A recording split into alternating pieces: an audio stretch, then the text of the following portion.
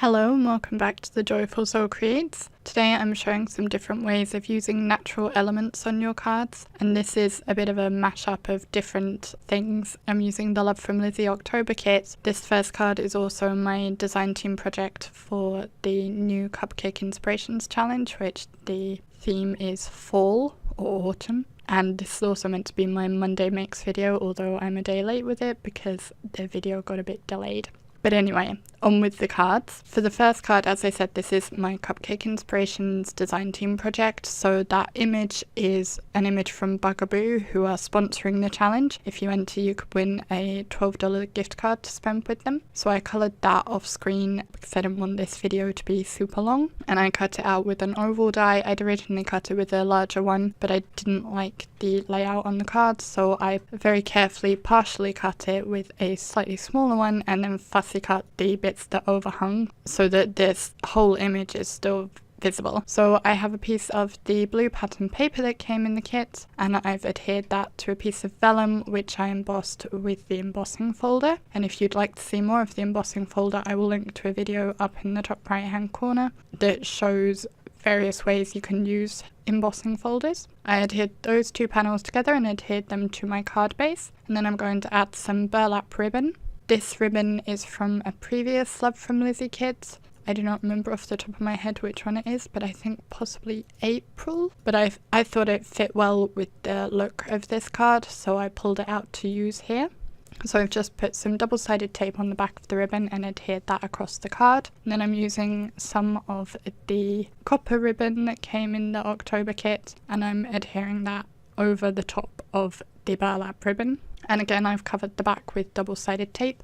Because it's completely covered, I don't need to wrap it around behind. The ends aren't going to fray because they are stuck together completely with the tape that's on the back of it. So I trimmed off the overhanging pieces, and then I'm going to add my natural elements, and these are skeleton leaves. And on this particular card, I'm using them as an embellishment rather than a focus of the card. So I just work out how I want to arrange them. Then I'll put some double-sided tape on the back of my image panel and press that over the leaves, which will pick them up and keep them in the arrangement I wanted them to be. And I added some foam tape onto the back, and yes, I did get some more foam tape. It's very low profile foam tape, but it worked for what I wanted. So it's foam tape on the back of the image, and just press that over the ribbons, and that completes my card, and I will show a bit of a closer look of it later. On this second card, I'm going to use the natural elements more as the focus of the card. So whereas on the last one they were embellishments, on this one I want them to really take center stage. So I'm going to use a cream card base, and I'm going to add some score lines kind of middle-ish of the card, so that crushed silk purple ribbon will be going across the center of the card, and I want 3 score lines above and below. So the ribbon's about an inch wide, so there's an inch between each grouping of score lines, and then each of the 3 lines for the groupings have about 1/8 of an inch between them. I'm just using the scoring blade on my paper trimmer, which is nice and easy to do it.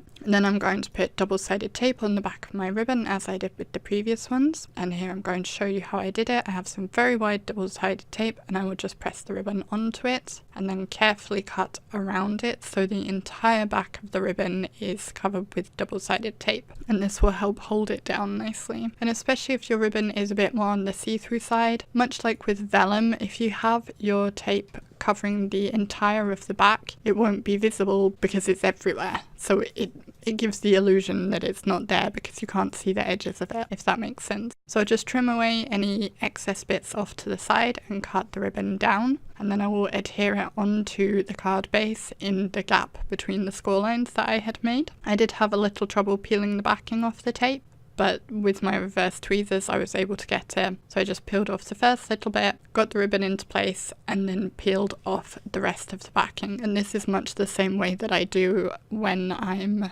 adhering panels with double-sided tape. I seem to use double-sided tape a lot nowadays. I have a tape runner, but I honestly cannot remember the last time I used my tape runner. So now I'm arranging the skeleton leaves. These ones there's 2 gold ones and then a bronze one in the middle, whereas on the previous card I had 2 silver ones and a bronze one. I'll just use some acrylic blocks to hold the top and the bottom of the leaves in place so they won't move on me. And I'm going to adhere them into place by pressing my copper ribbon over the top. So the copper ribbon again has double-sided tape across the back, and this way I didn't have to glue the leaves themselves. Before trimming the excess of the tape off, I got rid of the stickiness of it using my anti-static powder tool, which just made it easier to cut. I would have liked the copper ribbon to be behind the leaves, but then I wasn't sure how I would adhere them down, so this way seemed to work better. The final element for this card is a sentiment, and I used one from Avery Elle's Petal panel, which I think is retired now, but it suited what I wanted. You could use any sentiment, of course, and I stamped it with Seedless Preserves Distress ink because the colour matched well with the ribbon. Distress inks aren't the best for stamping though, they're not really designed for stamping. It did work, I had to stamp it a few times to get a proper coverage, but just bear that in mind that you might want to try a different ink if you have one that matches the colour well enough, or you could do it in black if you prefer. Okay, on to the final card. I wanted to show another of the natural elements that came in the kit, which was these leaves cut from bark. So I'm going to just use one of those as a focal point on this card, and I'm starting with a panel of embossed cardstock, which again I showed in that embossing video that I mentioned earlier. This one was done with the letterpress technique and some spiced marmalade distress ink. I'm wrapping some twine around it. Initially I just wrapped it all the way around, but then I actually made 3 pieces and wrapped them individually. I just found that easier and there was less wastage. Then I have double-sided tape all over the back of the panel, and I'll remove the backing from that and adhere it to some fun foam. This fun foam will serve 2 purposes. It's going to pop up the panel and give it some dimension, but I'm also using it as my mat so that there's a black surround. I could have just used black card as the mat, but I couldn't find a snippet big enough and I didn't want to cut into a new sheet, so I thought using the fun foam was a good solution. I'll adhere that to my card base, and I'm using a red card base here, and then I'm going to use Glossy Accents to add the leaf. The leaf has a curve to it, so I'm just putting the Glossy Accents along the kind of central area, so only that area will be adhered down. But the Glossy Accents is nice and strong, so it will hold in place well. So I just position it where I want it and press it into place. And then I did put, I think, a glue bottle on top of it to hold it down whilst it dried. And that completes all 3 cards. So here is the Scarecrow card with the leaves as an embellishment. Then the kind of elegant thank you card where the leaves are more of a focal point. And then we have the card with the bark leaf, which again is a focal point, and you could always add a sentiment to either of those, the first and the third one, if you wanted to.